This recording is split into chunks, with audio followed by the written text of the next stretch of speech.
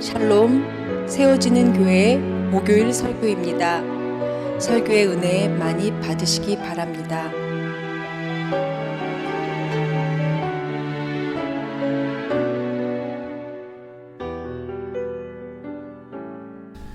히브리서 8장 1절부터 5절 말씀.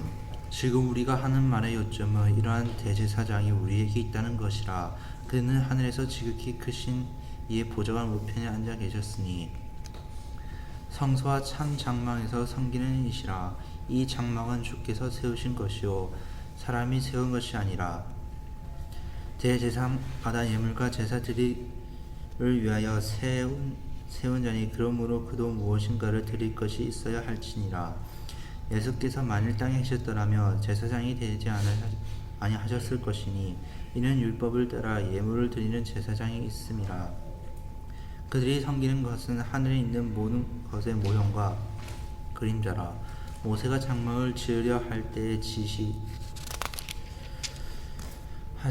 얻은과 같으니 이르시되 산과 모든 것을 산에서 내게 보이던 본을 따라 지으라 하셨느니라. 아멘. 히브리서 8장 드디어 이제 시작을 합니다. 8장부터는 저희가 이 성경 내용을 공부를 하면서 율법의 그 성막과 관련되어 있는 내용들이 좀 언급이 많이 되어 있기 때문에 시간이 되면 설교 중에 성막에 관련된 내용들도 좀 같이 다루려고 생각을 하고 있습니다. 성막의 구조를 정확하게 이해를 하면 예수님의 사역과 여러 가지 부분들을 이해하는 데 또 많은 도움이 될 수 있습니다. 그래서 기존에 또 다 알고 계시는 부분들이지만 그런 부분들을 또 한번 좀 상기시켜 보는 것도 필요할 거다라는 생각은 들고요. 오늘 8절, 7절, 7장, 8장 이어져서 계속 연결되는 내용들입니다. 저희들이 7장의 내용들을 공부하면서 결국은 그 모든 내용들이 예수 그리스도께 향하고 있다라는 것을 성경이 이야기하고 있음을 저희들이 확인을 했습니다. 우리가 다른 많은 것들에 마음을 빼앗기고 있지만 결국은 우리가 그 예수 그리스도만으로 충분하다라고 성경은 계속적으로 증거하고 있는 것이다라는 것을 저희가 공부를 했습니다. 오늘은 특별히 8장 1절부터 5절까지 말씀 중에서 제가 모형과 그림자라는 제목으로 이 말씀을 좀 나누기를 원합니다. 제가 제목을 어떻게 정할까 좀 생각을 했습니다. 모형과 원형 이렇게 제목을 정할까, 아니면 그림자와 실체 이렇게 제목을 정할까 하다가 성경에 나와 있는 그대로 모형과 그림자 이렇게 제목을 정했습니다. 이 모형에는 그 원형이 있고요, 그림자에는 실체가 있습니다. 그래서 이 모형과 그림자임을 깨닫고 나면 그 이후에 우리의 관심들은 그 원형과 실체로 향하게 됩니다.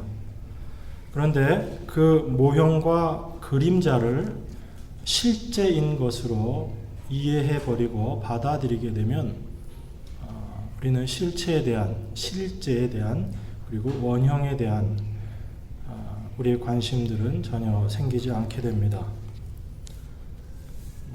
그림자와 관련되어서 철학자 플라톤의 이데아론에 보면은 이 비슷한 이야기가 나옵니다. 진리가 무엇인가라는 것에 대한 논의를 하면서 이데아 절대 진리에 대해서 이야기를 하면서 동굴 비유가 나오죠.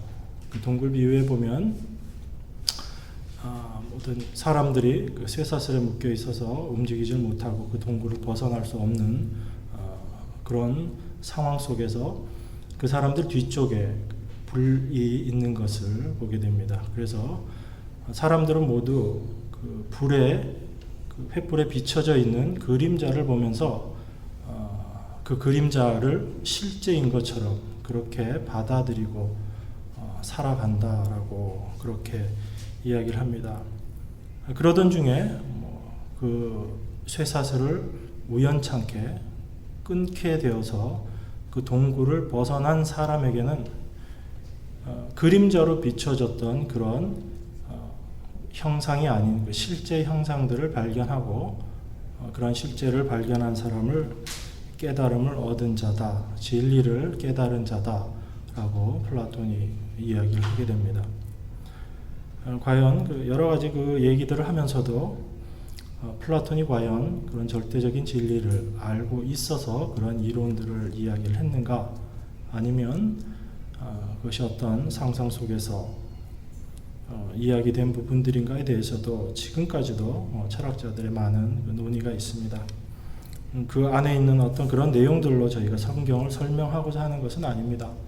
단지 중요한 것은 그림자라는 것, 원형이 아닌 모형들, 실체가 아닌 것에 그것을 실체인 것으로 오해하게 되면 본래적인 의미를 추구하려고 하는, 또 찾으려고 하는 노력마저도 없어지게 된다라는 것이 이야기하고 싶은 내용입니다.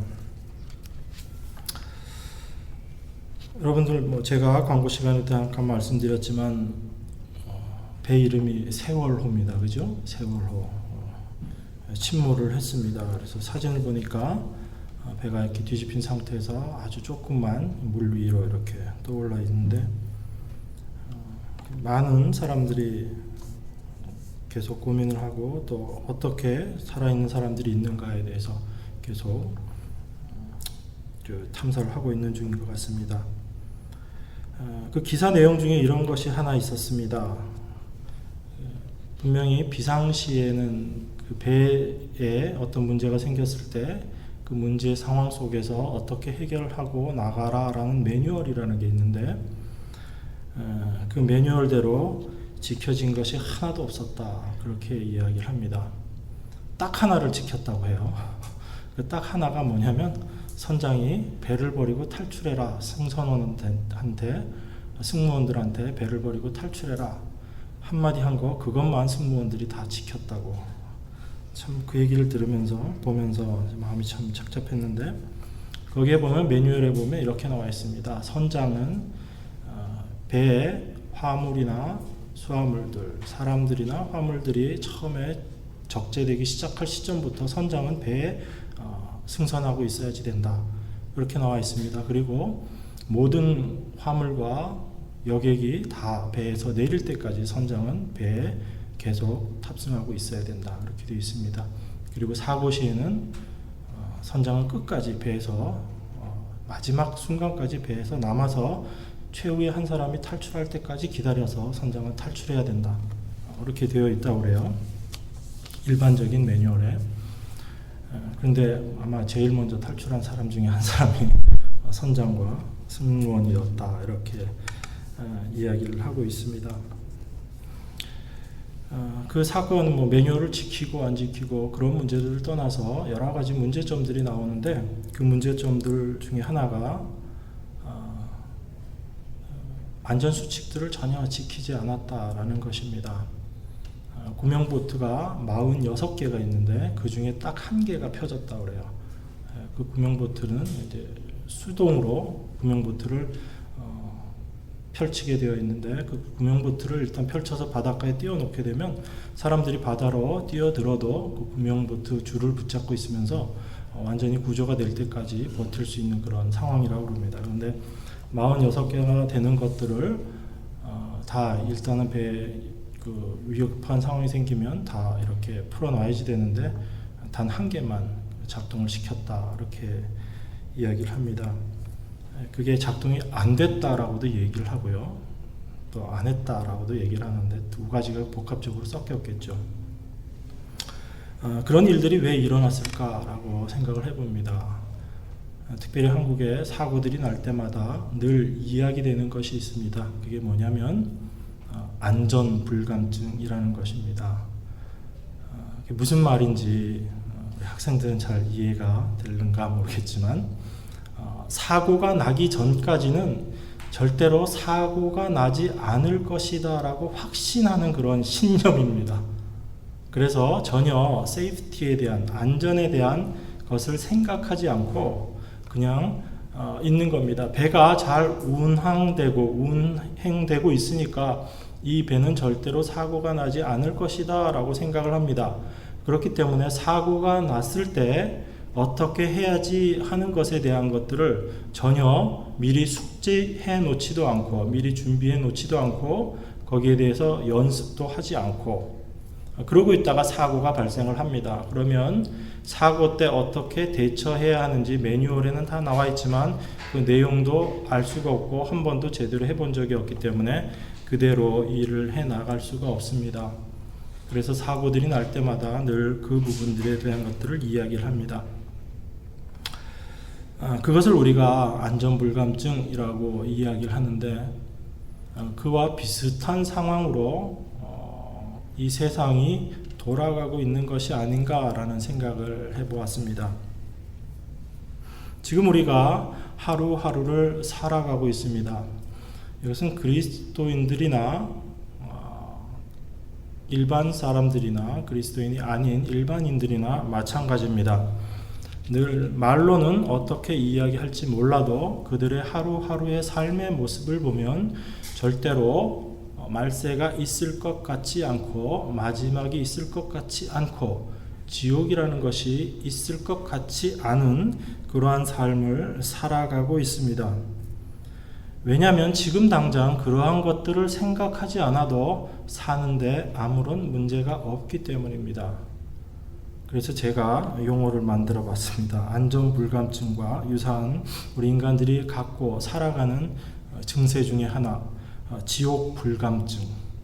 도무지 그런 것들이 있다라고 생각하지도 않고 그런 일들이 닥쳤을 때 과연 어떤 일들이 벌어질 것인가에 대해서 고민하지도 않고 살아갑니다.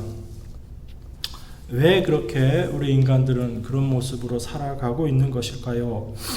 오늘 성경 말씀이 거기에 대한 하나의 해답을 주고 있습니다. 우리 인간들은 실제가 아닌 모형과 그림자를 실제인 것으로 생각을 하고 그것이 전부인 것처럼 받아들이며 살아가고 있다라는 것입니다. 모형과 그림자라는 것은 그 원형과 실제가 무엇인지를 깨달아 알게 하기 위해서 그것을 제시하는 것입니다. 그런데 그것을 그 실제를 탐구하기보다는 그 외적인 것, 지금 현재 우리 눈앞에 보이는 것, 우리가 날마다 행하고 있는 것에 그것이 전부인 것처럼 그렇게 생각하고 살아갈 때는 그 본래적인 의미를 놓치게 됩니다. 우리가 지난주에도 예수 그리스도와 특별히 성경에서 이야기했던 율법과 제사에 대해서 이야기를 하면서 하나님께서 그 모든 것들을 주신 이유는 그것을 지켜서 그대로 행하라 라고 주신 것이 아니고 그것을 통해서 인간의 불가능성을 다시금 확인하고 우리에게는 그리스도가 영원한 제사장이 필요한 것이구나, 그것을 깨닫기 위해서 주셨다라고 말씀을 드렸습니다. 왜냐하면 하나님께서 그 모든 율법과 제사 제도들을 주셨지만 인간의 연약함으로 말미암아, 육신의 연약함으로 말미암아 그것은 지속되어지지 않고 또한 그런 일을 감당하는 자조차도 죄 가운데서 속해 있음으로 말미암아 그것 자체가 계속적인 불완전성을 드러내고 있는 것입니다. 외적인 행위로는 율법을 통해서 제사를 계속적으로 드리면서 죄사함이라는 그런 의식들을 행해 나가고 있지만 그것은 겉으로 보이는 모습입니다. 그렇지만 그 이면에는 계속 그러한 일들이 반복되어질 수밖에 없는 것이 바로 그 제도 자체, 그리고 그 제도와 함께 묶여있는 인간들의 한계라는 것이 자연스럽게 드러나는 것입니다.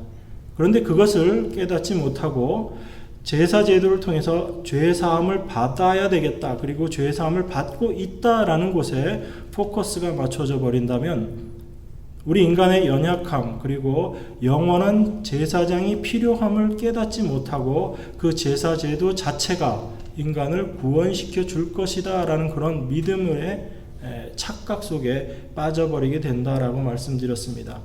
그래서 본래적인 그 율법과 제사의 의미를 우리가 이해하지 못하면 그런 외적인 형식에 잡혀버릴 수밖에 없고 그것이 실제인 것처럼 받아들일 수밖에 없다라는 것입니다. 8장 1절을 보겠습니다. 제가 봉독하겠습니다. 지금 우리가 하는 말의 요점은 이러한 대제사장이 우리에게 있다는 것이라. 그는 하늘에서 지극히 크신 이의 보좌 우편에 앉으셨으니 성소와 참 장막에서 섬기는 이시라. 이 장막은 주께서 세우신 것이요 사람이 세운 것이 아니니라. 이렇게 이야기하고 있습니다. 지금 우리가 하는 말의 요점은 이러한 대제사장이 우리에게 있다는 것이라. 이 전 번역에서는 지금 우리가 하는 말의 중요한 것은 바로 우리에게 이러한 대제사장이 있다라는 것이다. 이렇게 번역되어 있었습니다. 중요하다라는 표현이 요점이라는 표현으로 바뀌어져 있는데 의미적으로는 동일하다고 봅니다. 가장 핵심적인 내용, 우리에게 이러한 대제사장 예수 그리스도가 계시다라는 것입니다. 요점, 가장 중요한 것, 예수 그리스도가 우리에게 있다라는 것이 가장 중요한 것이다라는 것입니다. 그분은 성소와 참 장막에서 섬기는 이시고 이 장막은 주께서 세우신 것이요 사람이 세운 것이 아니니라 라고 이야기하고 있습니다. 그래서 예수 그리스도께서 지금 이 시간에도 이 순간에도 하나님 보좌 우편에서 대제사장으로서의 일을 감당하고 계시다라는 것을 이야기하고 있습니다. 3절입니다. 대제사장마다 예물과 제사 드림을 위하여 세운 자니 그러므로 그도 무엇인가 드릴 것이 있어야 할지니라. 예수께서 만일 땅에 계셨더라면 제사장이 되지 아니하셨을 것이니 이는 율법을 따라 예물을 드리는 제사장이 있음이라. 이렇게 이야기하고 있습니다. 예수님께서 이 땅에서 십자가에 못 박혀 돌아가심으로 영원한 제사장으로서의 일을 감당하셨는데 그것이 이 땅에서의 제사장으로서의 역할을 한 것이지만 실제로 예수께서 이 땅에서의 제사장으로 역할을 하신 것은 아니다. 이런 반어적인 표현을 쓰고 있는 것입니다. 만약에 예수님께서 이 땅에서 임명되어지는 그러한 제사장이었다면 예수님께서 제사장이 되실 수 없었을 것이다 라는 얘기입니다. 예수님의 제사장 직분 자체가 땅에 기인한 것이라면 하늘과 땅을 지금 비교해서 이야기하고 있는 부분입니다. 그래서 그럼 예수님이 뭐 제사장 못 하셨다는 얘기야? 이런 얘기가 아니고 예수님의 제사장 직분이라는 것 자체가 땅에서 기원한 것이 아닌 하늘로부터의 그 제사장 직분이다라는 것을 이야기하고 있는 내용입니다. 그렇기 때문에 땅에 의한, 즉 율법에 의한 제사장이라면 예수 그리스도께서 제사장이 될 수 없었을 것이다 라는 얘기입니다. 왜냐하면 이미 이 땅에는 율법을 따라 예물을 드리는 자들이 그러한 제사장들이 있었기 때문이다 라고 이야기를 합니다. 그래서 지금 이야기를 쭉 전개해 오는 그 과정이 어떤 논리 구조를 가지고 있냐면 땅에서의 율법을 통해서 계속적으로 이루어지고 있는 제사장 그리고 제사장의 역할을 이야기하고 있습니다. 그러면서 또 한편으로는 하늘에서 사람의 손에 의하지 않고 온전히 완성되어 있는 주께서 만드신 그 성소 안에서 제사장의 일을 감당하고 계시는 분, 영원하신 제사장을 이야기하고 있습니다. 하늘과 땅을 지금 비교하면서 말씀하고 있는 구절입니다. 그러면서 5절이 이렇게 이야기합니다. 그들이 섬기는 것은 하늘에 있는 것의 모형과 그림자라. 모세가 장막을 지으려 할 때에 지시하심을 얻음과 같으니 이르시되 삼가 모든 것을 산에서 내게 보이던 본을 따라 지으라 하셨느니라. 지금 땅에서 섬기고 있는 그 모든 일들은 하늘에 있는 것의 모형과 그림자라고 그렇게 이야기하고 있습니다.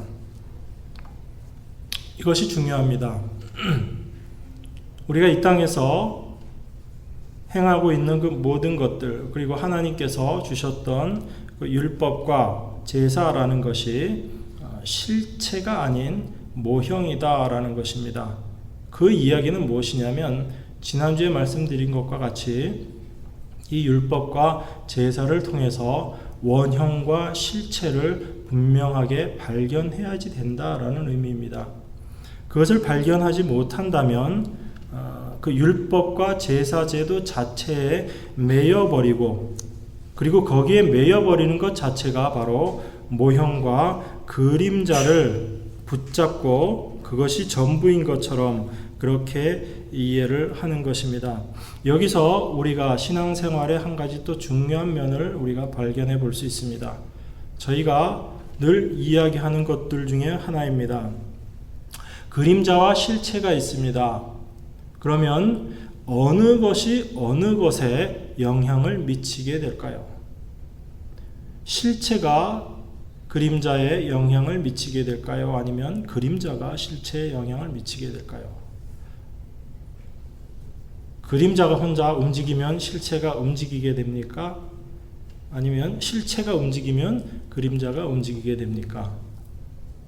너무나 당연한 이야기입니다. 그죠?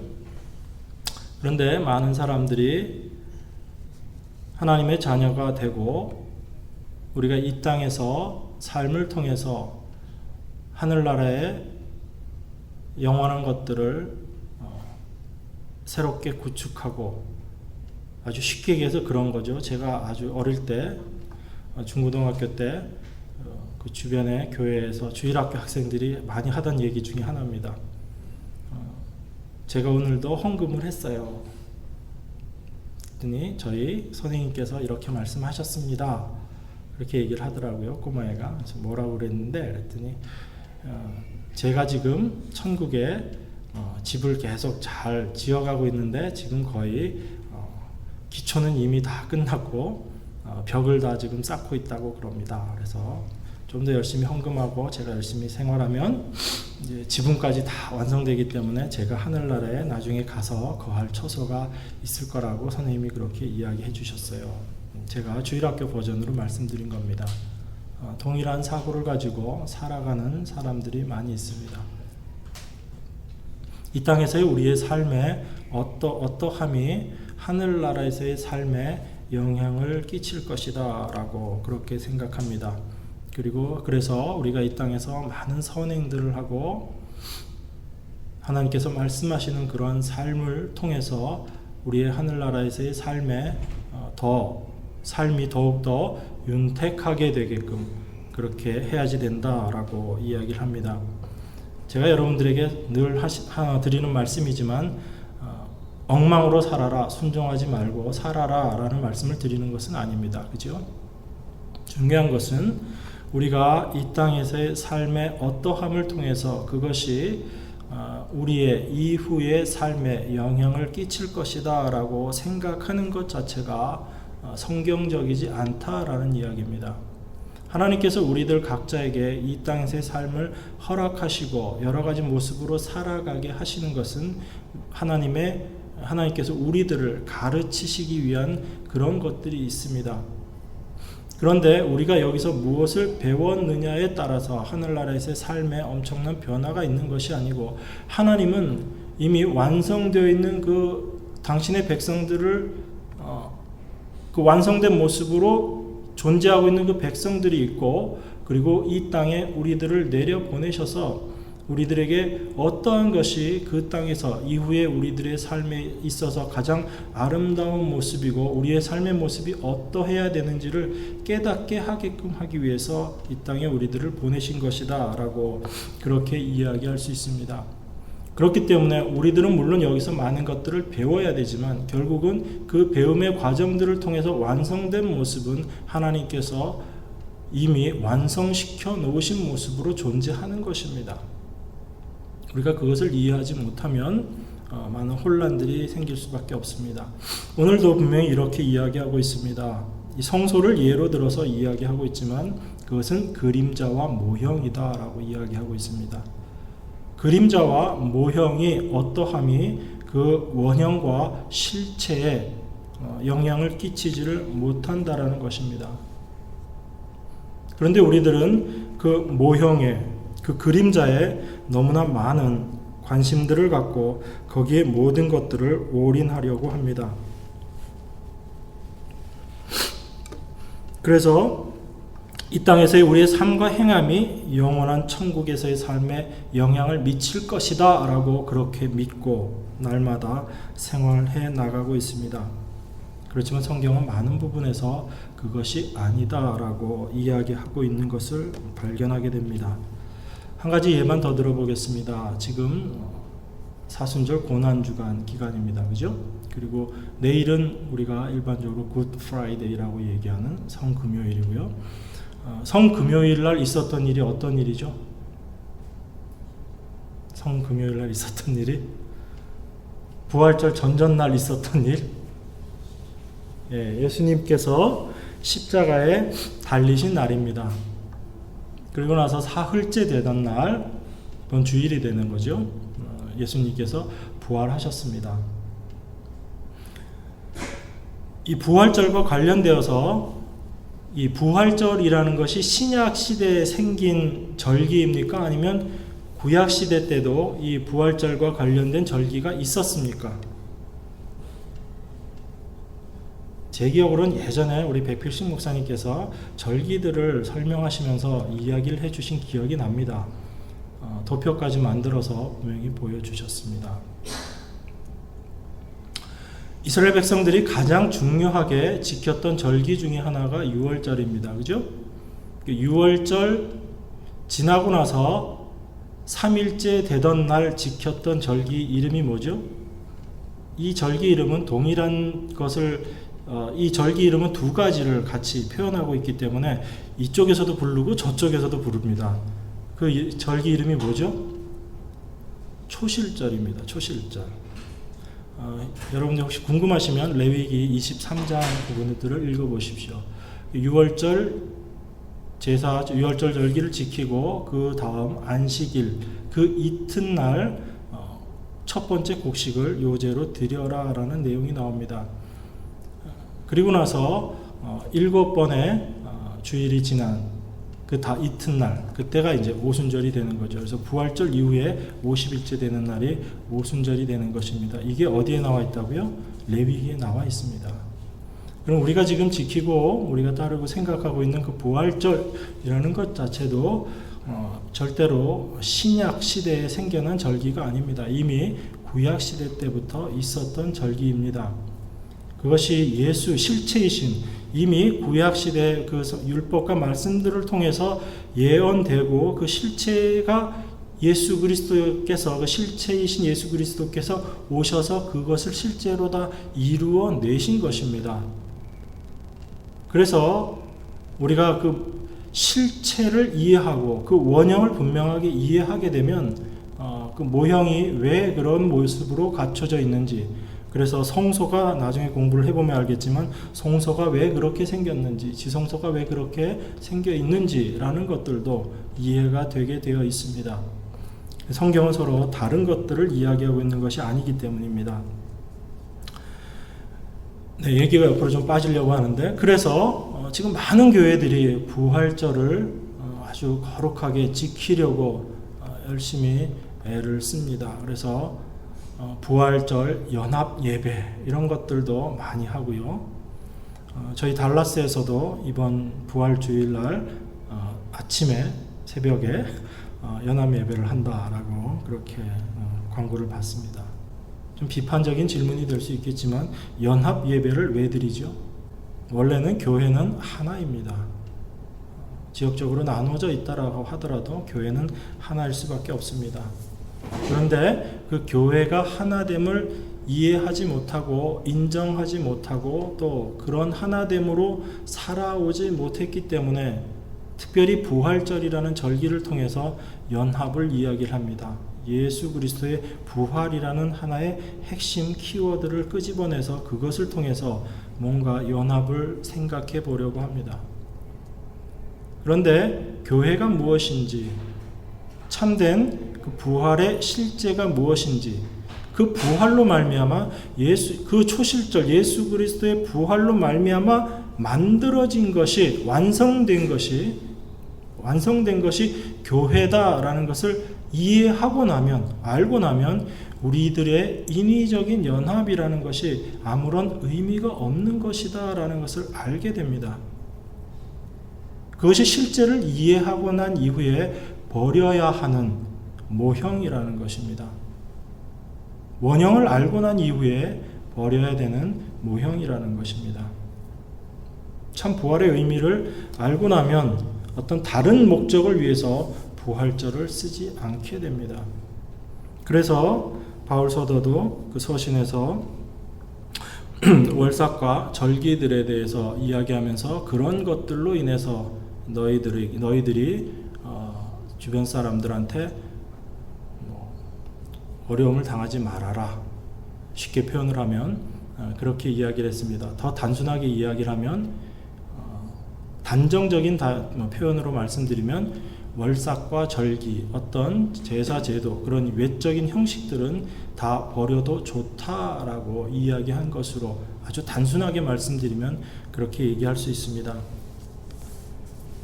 저희 교회도 부활절을 특별히 지키고 있는데요. 이렇게 여러분들이 반문하실지 모릅니다. 네, 저희들도 지금 그렇게 지키고 있습니다. 그렇지만 더 중요한 부활의 의미들을 우리가 매일의 삶에서, 날마다의 삶에서 깨닫고 이해하지 못하면 우리가 지키는 부활절이라는 것은 아무 의미가 없는 것입니다. 제가 사도신경 강좌를 통해서도 그 부활을 믿사오며 라는 의미에서 그 부활의 의미가 무엇인지를 말씀드렸습니다. 그것은 예수 그리스도가 어느 날 십자가에 죽으시고 부활하신 것을 의미하는 것이 아니다라고 말씀드렸습니다. 우리 날마다의 삶 가운데 십자가를 통한 그런 자기 부인의 삶을 통해서 부활을 경험하게 되는 것, 날마다의 삶 속에서 부활을 우리가 고백하는 것, 그것이 우리의 신앙 고백으로 드러나는 것이다 라고 말씀을 드렸습니다. 점점 시대가 지나면 지날수록 그런 외적인 것에 치우치게 됩니다. 사람들은 이야기합니다. 그나마 그런 것조차도 없다면 어떻게 우리가 모든 것들을 잃어버리고 사는 이 시대에 한 번쯤이라도 그것을 기억하는 것이기 때문에 중요하고 필요한 것이 아니냐라고 이야기할지 모릅니다. 그렇지만 그러한 핑계를 통해서 우리가 그 실체로 나아가야 하는 것을 오히려 방해받는다라면 그런 외적인 것들은 오히려 버리는 것이 마땅하다라고 봅니다. 그래서 바울이 월삭과 절기를 통해서 다른 사람들이 너희를 평론하지 못하도록 하라라고 말씀하신 이유가 거기에 있다라고 생각을 합니다. 그것 자체에 매이지 말라라는 얘기입니다. 실제가 더욱더 중요하다라는 것입니다. 그것을 우리가 분명히 이해할 필요가 있습니다.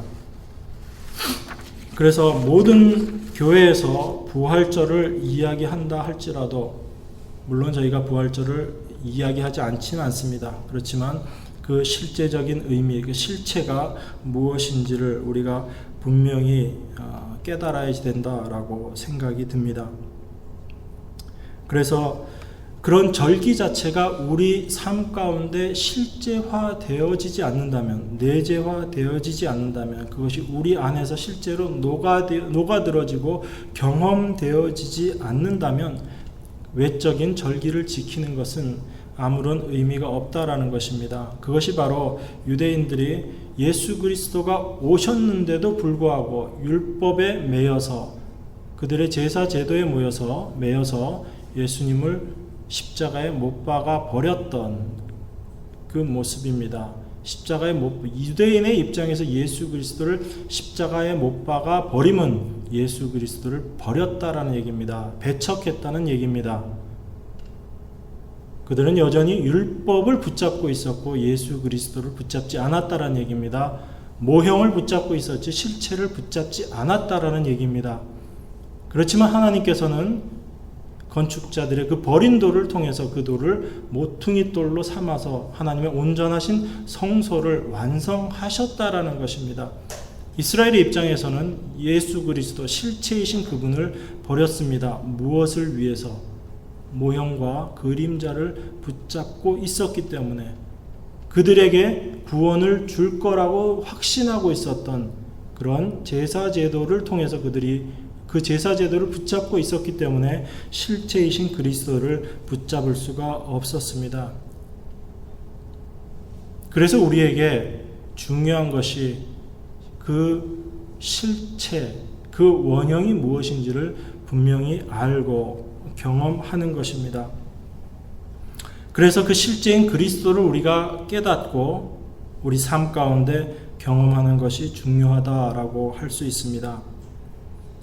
그렇기 때문에 이 세상 사람들이 다 추구하는 것처럼 이 땅에서의 삶을 추구하고 그것을 붙잡으려고 애쓰는 것은 우리가 분명히 알고 있어야 됩니다. 그러한 것들을 잡는 것이, 붙잡는 것이 바로 모형과 그림자를 붙잡는 그런 허망한 삶의 모습이라는 것을 우리가 분명히 알아야지 됩니다. 오히려 우리들은 그러한 것들을 버리려고 애써야 합니다. 우리 육신은 여전히 그러한 것들을 추구하고 그것을 쫓아가고 그것을 붙잡으려고 애쓰고 있지만 그런 무익한 모형과 그림자를 추구하고 있는 우리 자신의 모습을 보면서 땅을 치면서 그것을 버릴 수 있게 해달라고 하나님 앞에 기도해야 되는 것이 바로 그리스도인들의 모습입니다. 그것이 결코 쉽지 않음을 우리는 알고 있습니다.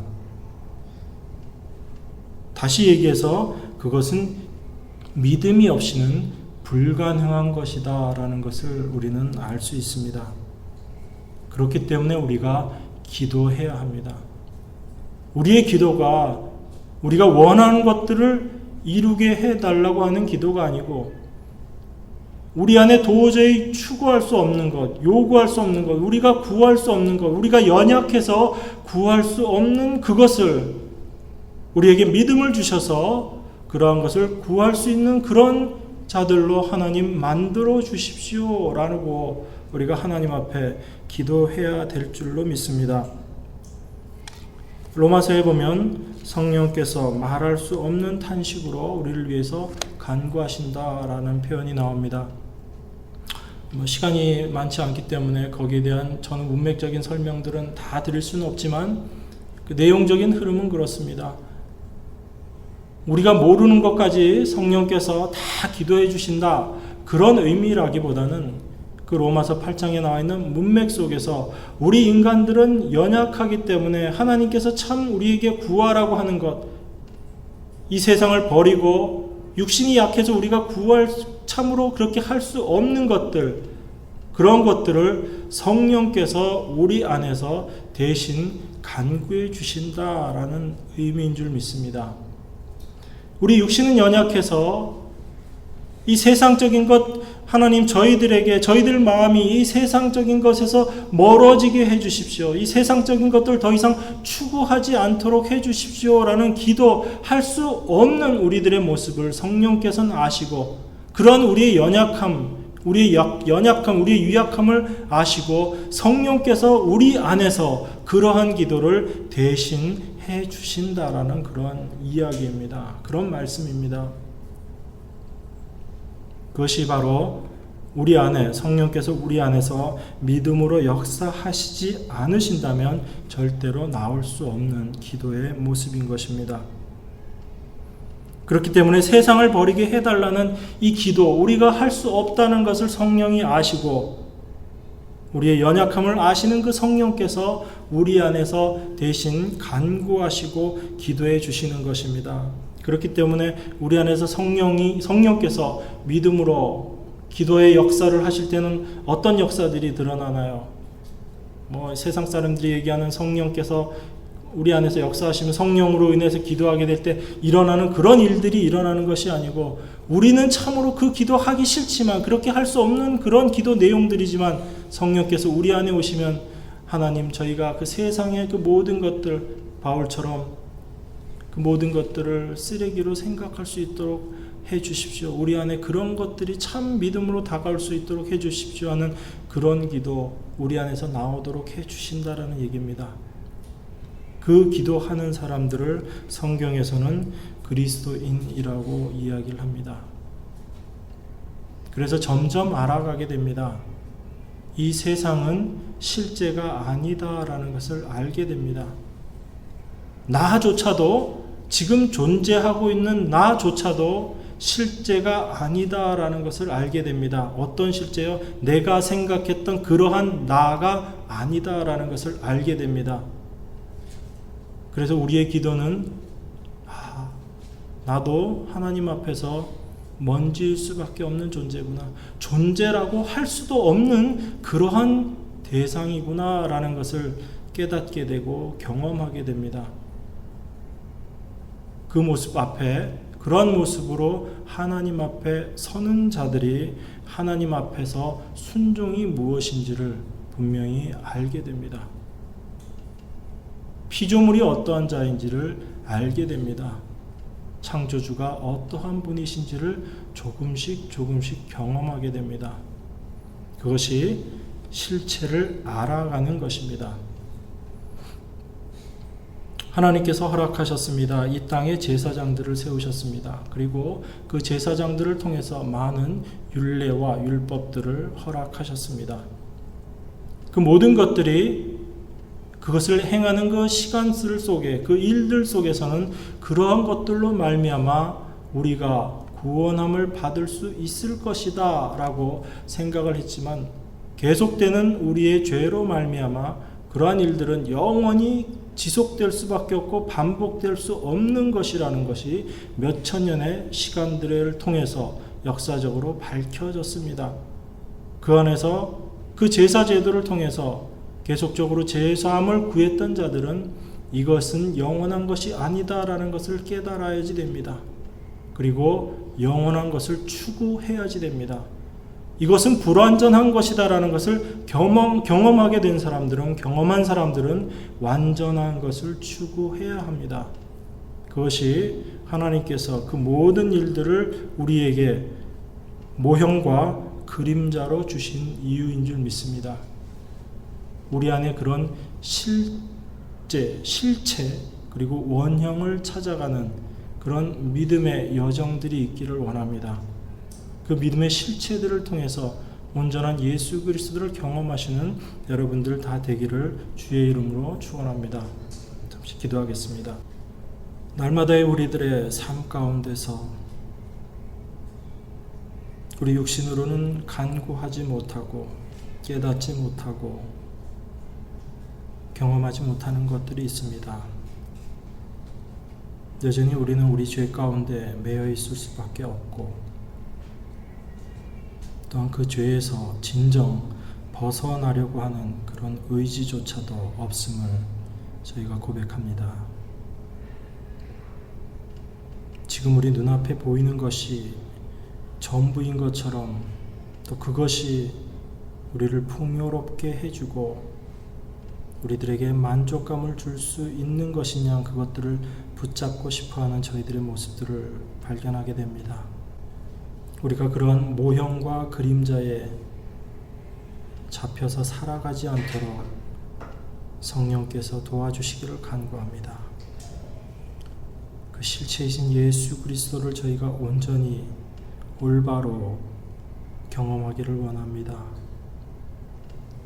그래서 날마다의 우리들의 삶 가운데 그 허상들을 우리가 부인하며 참된 그리스도만을 추구하고 그분만을 바라며 날마다 살아갈 수 있는 저희들 될 수 있도록 축복하여 주시옵소서. 그것을 위해서 교회를 허락하신 줄 믿사오니 한 사람 한 사람이 한 지체 한 지체가 서로를 위해서 중보하게 하시고 그 실체를 서로에게 나누며 그것을 위해 서로 기도하며 하나님께서 허락하신 이 세상에서의 삶의 여정들을 살아나갈 수 있는 저희들 되게 함께하여 주시옵소서. 이제는 우리 주 예수 그리스도의 우리를 구속하신 그 은혜와 하나님 아버지의 사랑과 성령님의 함께하심이 이 세상 가운데 삶을 살면서 온전한 실체이신 예수 그리스도를 날마다 경험하기를 원하는 당신의 자녀들 머리 위에 이제부터 영원토록 늘 함께 하시기를 우리 주 예수 그리스도 이름 받들어 간절히 축원하옵나이다. 아멘.